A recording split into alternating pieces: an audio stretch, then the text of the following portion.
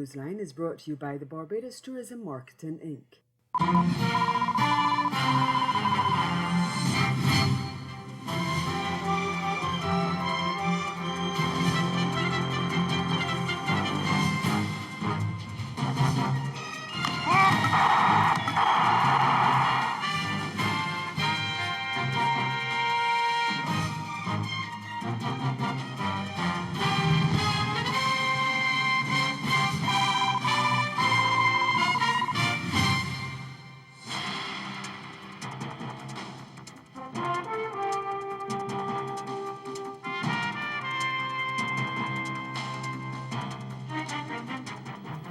Montserratians go to the polls on Monday amid speculation that the coalition government is likely to be formed. Our top story in Caribbean Newsline for Friday, November 19, from the CMC News Center in Bridgetown. I'm Ricardo Roberts. Good evening. Thanks for joining us. There are a record 35 candidates, including 9 independents, including Premier Donaldson Romeo, vying for the 9 parliamentary seats. The ruling People's Democratic Movement is one of 4 parties contesting the election. Political observers say a large voters' turnout is expected. Electoral officials say 3,000 people are registered to vote in the island's post-volcano single constituency, 9 votes per person system. CMC News spoke to journalist Tanisha Christopher, who says the campaign is going down to the wire. In Montserrat, I'm not sure if you're familiar, but we have the at-large voting system whereby the Montserrat voters will be seeking to elect 9 individuals to serve in the Legislative Assembly. So the parties would be trying to secure enough votes to command a seat majority of a 5-seat majority, that is, in the Legislative Assembly. In terms of the atmosphere here on Montserrat, it's quite active. The campaigning started off a bit late as the elections was only announced in October, but it has picked up some steam and it is accelerating, and in fact will be climaxing here over the weekend with all the political parties holding their various political rallies in different parts of the communities here on Montserrat. So as we speak, it's quite active in terms of the political parties and their surrogates trying to canvass the island, seeking their votes, trying to consolidate their support heading into Monday's general election. Christopher says the ruling PDM, headed by Labour Minister Paul Lewis, is confident of victory. Based on the feedback they have been getting from their supporters, that they did the right thing in moving forward democratically with Paul Lewis as the leader of the People's Democratic Movement. But interestingly, on their campaign, some of the members of the PDM have been asking their supporters to vote for the 7 candidates in which they're fielding, plus 1, and that one, they say, and they're asking the people to support, is the person of Donaldson Romeo, their former leader. So it's quite interesting, as they're saying there's no love lost and there's still a strong relationship between the members of the People's Democratic Movement and the former Premier, Donaldson Romeo. It's just that Mr. Romeo has decided, based on the feedback from his supporters, to run as an independent candidate. In other news, this Friday, Guyana's Alliance for Change, the AFC, the minority partner in the coalition government, said Friday it remains optimistic that talks on a successful renegotiation of the Cummingsburg Accord will be achieved before Monday next week. The Cummingsburg Accord is the agreement that brought together the AFC and the then main opposition People's National Congress, Reform PNCR, ahead of the 2015 general elections. Now, Chairman of the People's National Congress Reform, Valda Lawrence, said negotiations are going well, but they will not be conducted in the media. The negotiations have proceeded well. We have done excellently on the matters before us. The negotiations is presently continuing, and very soon we'll be able to conclude on those negotiations. And I'm certain that yourself, including all of the members of the media, will be invited when the two parties are ready to speak to that document. You don't negotiate in the press or in the public. You don't do that. Negotiation is based on trust. It is based on confidentiality, because it's not, we have 4 marbles, you take 3 and I take 6. It's a discussion. And at the end of that discussion, the parties, the responsible persons, will come out and speak to whatever is agreed upon. Dominica's 2 main political parties have been outlining their plans for the country for the next 5 years ahead of the December 6th general election. The incumbent Dominica Labour Party launched its manifesto on Thursday night, with Prime Minister Roosevelt's Skerrit saying this election is about putting forward a clear and achievable agenda for the country. The DLP has also pledged to make Dominica the world's first climate-resilient nation. Meanwhile, the opposition United Workers' Party will be focusing on creating employment. Opposition leader Lennox Linton has promised that a UWP government will create 12,000 new jobs by 2025. Trinidad and Tobago's National Security Minister Stuart Young has made a formal request to the Commissioner of Police to begin a criminal investigation into the opposition's involvement with Cambridge Analytica. Young's actions have come in the wake of the damning allegations made by whistleblower Christopher Wiley, who in his publication discussed his role in hijacking the profiles of Trinidad and Tobago nationals in order to target the last general election on behalf of the United National Congress. Now, while the current government insists its predecessor spied on citizens and attempted to influence elections, the UNC maintains it's all fairy tales. Police Commissioner Gary Griffith, in response to Young's letter, says efforts will be made to contact Wiley and seek his agreement to be interviewed. Now, Griffith said the police are prepared to travel to the United Kingdom as early as this weekend to start the investigation. We get more in this TV6 News report. Police Commissioner Gary Griffith is seeking to assure the public that accusations made by Cambridge Analytica whistleblower Christopher Wiley will be addressed swiftly. According to an update via TTPS press release on Thursday morning, this is where the investigation stands currently. Wiley is the only person of interest, and officers, if the Canadian agrees, will meet with him possibly as early as this weekend to establish if a crime did take place and if others could be culpable. The Commissioner has excused himself from the investigation, and Acting Assistant Commissioner of Police Ford will be responsible for meeting persons of interest and seeking any existing supporting evidence. The chain of events, according to the TTPS, will be as follows. Firstly, efforts will be made today to contact Mr. Wiley and seek his agreement to be interviewed. Secondly, if Mr. Wiley refuses to cooperate with the TTPS, the claims then cannot be substantiated and would lack merit, forcing the matter to be closed. Thirdly, if he is willing, the officers would travel to the United Kingdom this weekend to conduct an extensive interview. Fourthly, it is only then that the TTPS would be able to ascertain if what Mr. Wiley has stated and whatever evidence produced warrants an investigation in relation to possible criminal activity. You're watching Caribbean Newsline. Guyana's opposition leader Barrack Jagdeo is urging public servants to accept salary increases announced by the coalition government earlier this week. He says the funds were already budgeted for in the last fiscal package. However, Jagdeo claims that some public officers will be worse off as they will not receive a tax-free bonus. More from HGP Nightly News. The opposition leader added that he found it unusual that the president made the announcement. He maintained that salary increases are routine. This is nothing new. They should get their money. It's the illegality.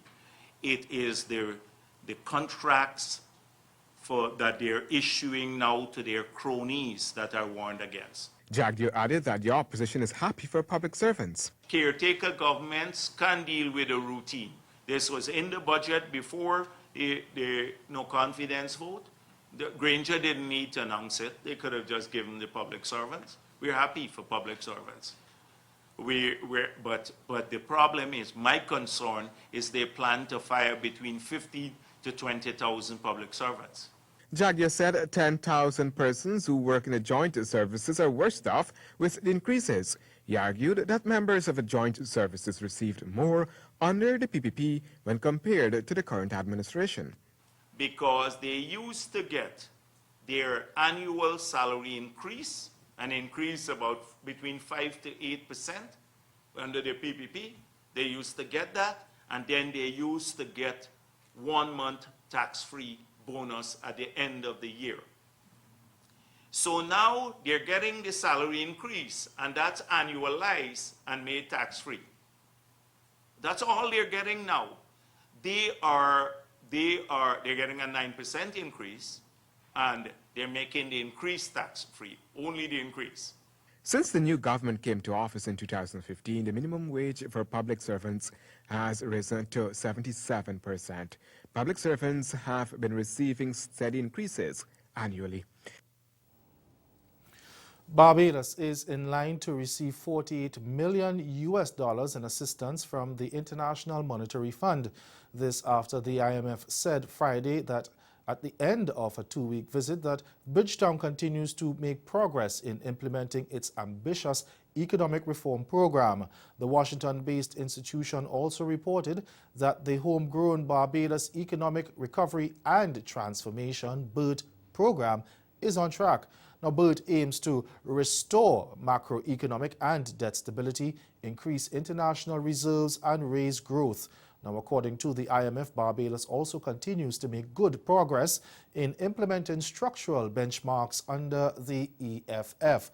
But it warned that structural reform is necessary to unlock the country's growth potential. It noted that the authorities have started to address challenges related to the business climate with several initiatives. The IMF said improving resilience to natural disasters and climate change will help strengthen the outlook. It stated that given limited fiscal space and low fiscal buffers, it is important to make good use of contingent financing and insurance options. Still to come, telecom providers in Jamaica defend their performance after heavy criticism from consumers. Stay with us, more news after this.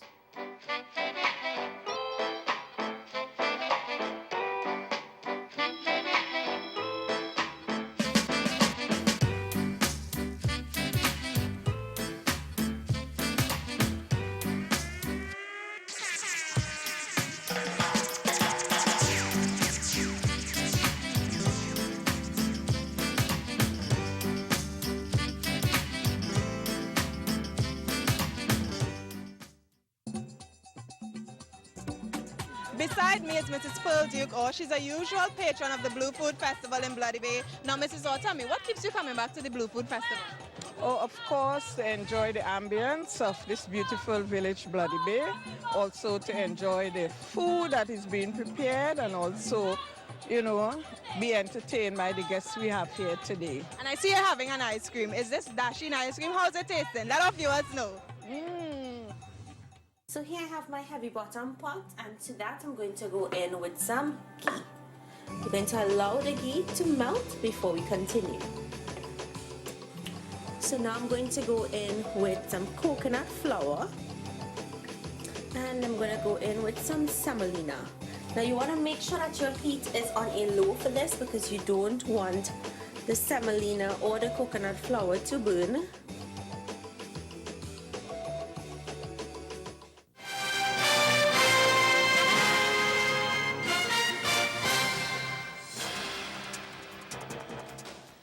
The two telecoms providers in Jamaica are defending their performance in the face of criticism from customers. The matter came to a head earlier this week when Telecommunications Minister told the Parliament that more competition is needed. We get the details in this report from TVJ News. Customers have been complaining about dropped calls and an inconsistent data service in recent months. Both Flow and Digicel have acknowledged the issues. CEO of Digicel Jamaica, Alison Filbert, notes that one challenge is a wide-scale shift from voice to data service. They use much more WhatsApp for their voice calling, which is a data service. They use a lot more social media. And so that has a different set of requirements for us on our network. You might be well aware that we started our commitment to modernizing our network to LTE, which is the most current data serving capabilities, in 2017. We have spent almost $60 million on that endeavor, and we have much more to do as we continue to modernize the network. Speaking on RJR's Beyond the Headlines with Dion Jackson Miller on Wednesday, country manager for Flow Jamaica, Stephen Price, also acknowledged the glitches with their telecom service, linking it partially to increased demand. Average data consumption has moved from 1 gigabyte per customer to over 3.5 gigabytes per customer, which is a good thing for the country in terms of more and more persons are wanting to access data. Obviously, from that perspective, there are more and more sessions being requested on a day-to-day basis in terms of data sessions. In Parliament on Tuesday, Telecoms Minister Favour Williams listed inadequate infrastructure to meet a growing demand and a high dependency on a single fibre optic network. She also listed vandalism and theft of infrastructure, which both providers say continue to cost them and negatively impact the service they provide. In some cases, pieces of the tower are being stolen for scrap metal, and the batteries in particular have been stolen. These batteries value, in many cases, $5,000 a piece, and we've lost over 3,000 of them so far this year. And I commit to working with my colleague ministers to strengthen legislation such as the Larceny Act, the Malicious Injuries to Property Act, and yes, the scrap metals regulation. We're very happy to hear the minister's position on taking a much harder line on vandalism, because it's a significant cost to our business as well as our competitors. As for opposition spokesman Philip Paulswell's suggestion that more competition is needed, I think 2 providers is enough, is the honest truth. I think that our responsibility is to be better service providers for the customer. And now for some entertainment news. The head of Pan Trinbago has welcomed the changes to the 2020 Panorama calendar. We get more in this report from TTT News. The judging of single pan bands moved to Tobago, where Panorama judges heard the 2020 selections from Royal Pan Illusion, Natural Mystic, and Metro Stars. Mrs. Ramsey Moore says Pan Trinbago saw a need to spread out the over 300 Panorama events that are usually packed into the January and February months. We will do single pan in November, and we will begin the small in December. Also, we have agreed that Tobago will be the venue for the medium finals, and leaving the large band to stand alone for the finals in terms of the large band. She says almost all the bands voted in favor of the changes to Panorama 2020. She's also thankful for the way the population has embraced the changes. Category. The standard is extremely high because now you have a number of players available. The 5,000 plus players are available for the entire season of November. All Panyards are not practicing for Panorama, and so that is really a big plus. And ahead in sport, West Indies women suffer a 7-wicket loss in the third T20 international against India. Stay with us. Sport is next.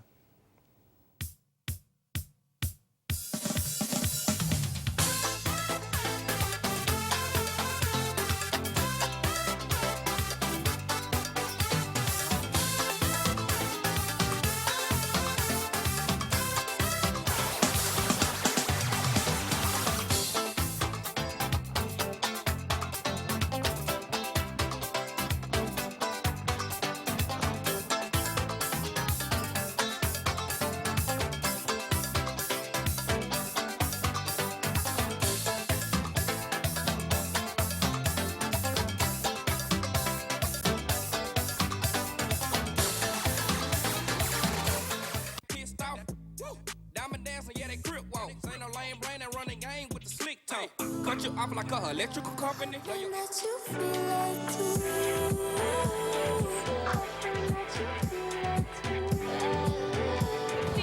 for your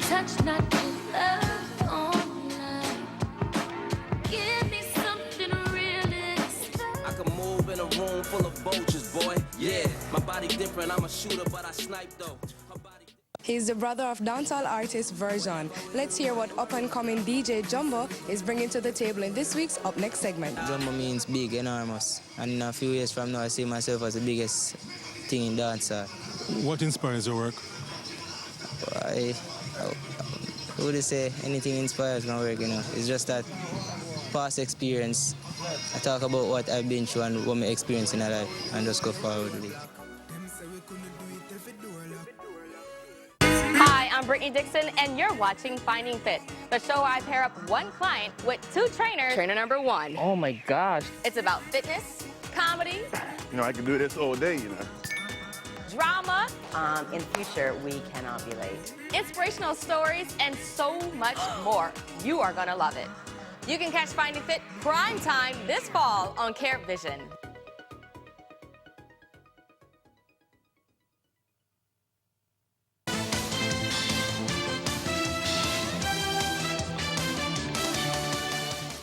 West Indies women produced an abject performance to crash to a 7-wicket loss in the third T20 International Thursday night as India women snatched a winning 3-0 lead in the 5-match series. Now needing a victory to get to the back of series, West Indies never looked the part and lost wickets steadily throughout the innings. The hosts crawled to 59 for 9 of their 20 overs before India easily overhauled the target with 20 balls to spare.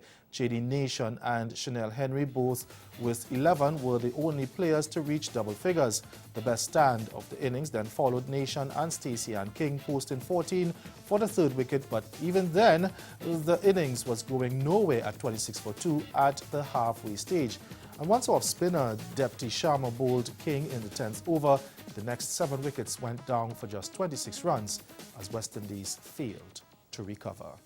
Staying with cricket, reigning champions CCC Marooners wilted under the weight of Nitish Kumar's third List A 100 as they slumped to a shock 100-run defeat to Minnows, Canada in the Super 50 Cup on Thursday. In what was a one-sided Group A match at Connery Cricket Centre, Canada posted a challenging 249 with 5 balls left in the innings after being sent in, with the 25-year-old Kumar carving out a runner ball 102. Shahid Ahmadzai also looked set for his maiden century but fell for 73, while opener Jeet Mehta chipped in with 34. Fast bowler Akeem Jordan carried his wicket tally for the tournament to 12 after snatching 5 for 33, his second career 5-wicket haul, while captain Carlos Brathwaite snared 4 for 40 with his medium pace to reach 100 wickets in his List A career. Now, after the match, century maker Kumar talked about his achievement. It's always nice to make 100. I thought it was probably a little bit scratchy today, so I wouldn't be up there with some of the better innings I played, but making 100 is always special, I think. Especially in a competition like this, it's a great competition, so it's still very special. Switching sports now, Jamaican athletes are concerned that the removal of the track and field events from the IAAF Diamond League could have an impact on their earnings. The athletics body earlier this week made a decision to cut the 200-meter sprint, the 3,000-meter steeplechase, discus throw, and the triple jump from its lineup, and that was done in an attempt to make its event more attractive to its television audience. TVJ's Jordan Ford has that story.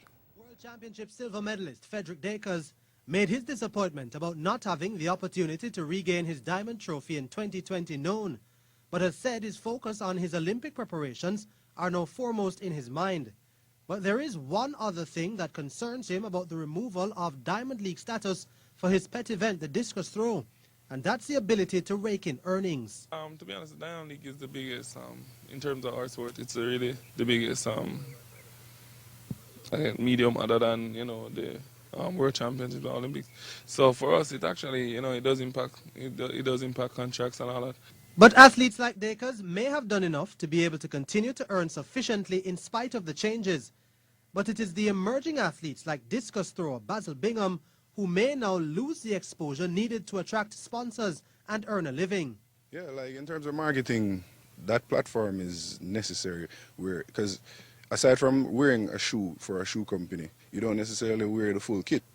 And for the biggest stage on the circuit is the Diamond League, where you can actually market a particular shoe company and their kit. But there is hope for those athletes who compete in any of the 4 events that have been excluded from next year's Diamond League, according to TVJ track and field analyst and president of the MVP Track Club, Bruce James. No, I think this is a one-year experiment, and at the end of this year, an announcement will be made that the 200 meters, the discus, the triple jump, and the 3,000 meter steeplechase are reintroduced to the Diamond League, and will no longer have this challenge.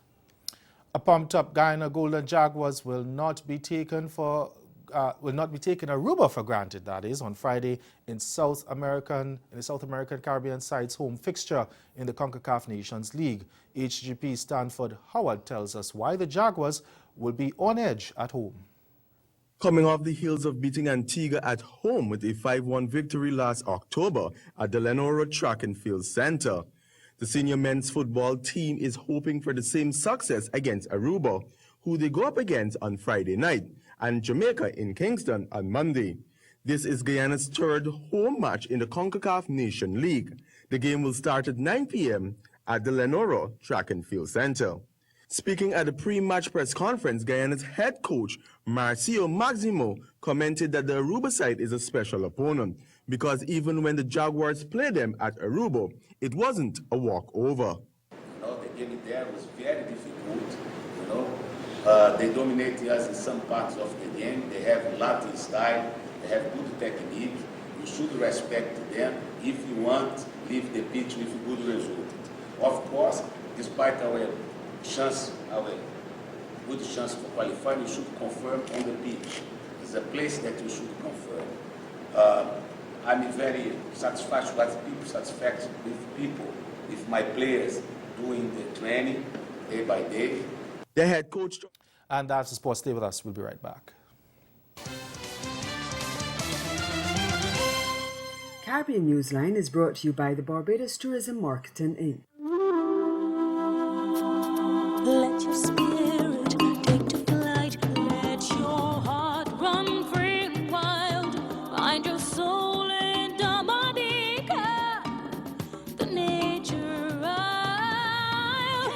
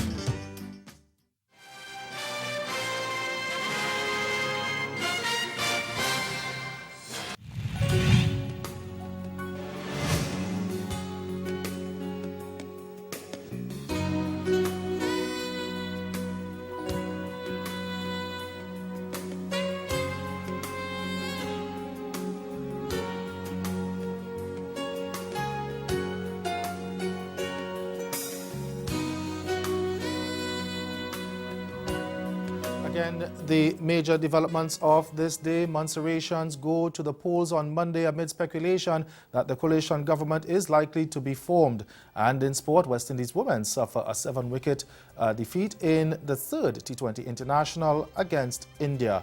That's Caribbean Newsline. For news on sports round the clock, log on to CaribVision.com. We'll be back here again on Monday, but from all of us at CMC News, thank you for watching. Have yourselves a good night.